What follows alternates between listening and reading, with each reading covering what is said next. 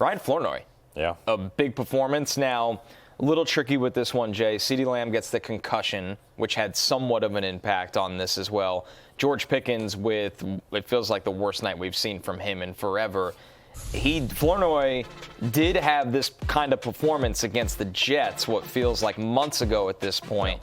I can't buy into that this is going to be a guy you could start in your lineup when you're going to need him most. I don't think so. One, CeeDee Lamb leads with a concussion. You wouldn't expect that to be a long-term thing. Maybe he misses a week, but beyond that, you would expect CeeDee to be okay. And then George Pickens, you finally had like the bad George Pickens game that you're expecting after a while. Lackadaisical, kind of. Yeah, the offensive pass interference. He has one awful route towards the end of the game where he just doesn't seem to run it and then comes back on the curl. So I think that Flournoy, I think this was largely just about what the defense was showing Dallas, and the fact that it seemed like with Pickens that Detroit just over-indexed, particularly when CeeDee came out of the game, you over-indexed like, all right, we're just going to have a safety guard you over the top and you're not getting anything deep. And so Flournoy was the guy who was open. Also, they were in comeback mode like pretty much the whole game, so they were throwing a ton.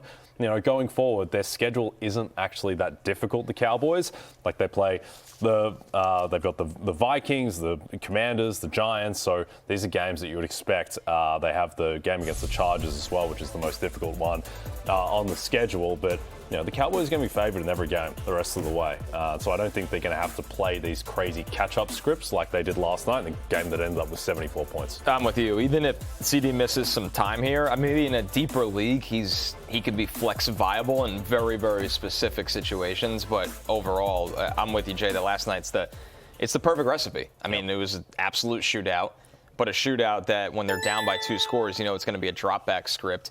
How about the IR regular? How many beers to play Flournoy next week? This is something you guys do on fantasy football pregame, right? Yes. Look, it depends entirely on CeeDee Lamb. If CeeDee is able to go, then it's 5 beers. If CeeDee's not able to go, then it's more like, 2 beers, because he's going to be a wide receiver 2 in an explosive passing offense in a game where they, not expected to throw a ton against the Vikings, but the Vikings do give up deep explosive passes. So, yeah, I think that it really depends on CeeDee. And look, wasn't good, didn't look good. Like, he got ruled out very quickly, and it looked like a pretty rough collision. So can't speculate. They do have a bit of extra time.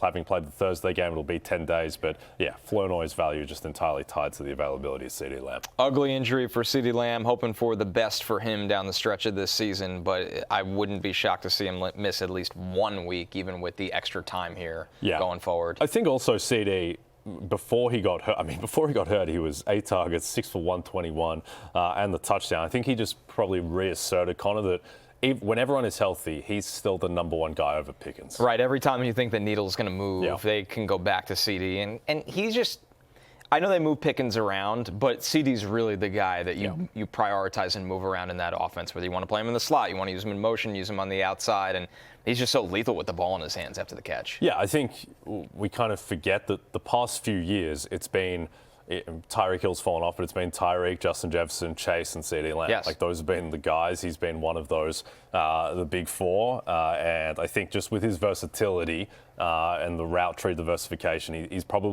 he should have a higher floor than Pickens, who is a bit more prone to these type of games where, Pickens ends up 5 for 37, rough pass interference in the end zone, which could have made his day, but Pickens is a bit more volatile than CeeDee Lamb. Hey, it's Matthew Berry from NBCSports.com and RotoWorld.com, and I want to thank you so much for watching whatever it is you just watched, or if nothing else, being too lazy to click out of the autoplay after this video started, after whatever it is you actually wanted to watch finished. But now that you're here, I'd like to take a moment here to ask you respectfully now, okay? I'm asking you respectfully to subscribe to the NFL on NBC YouTube channel.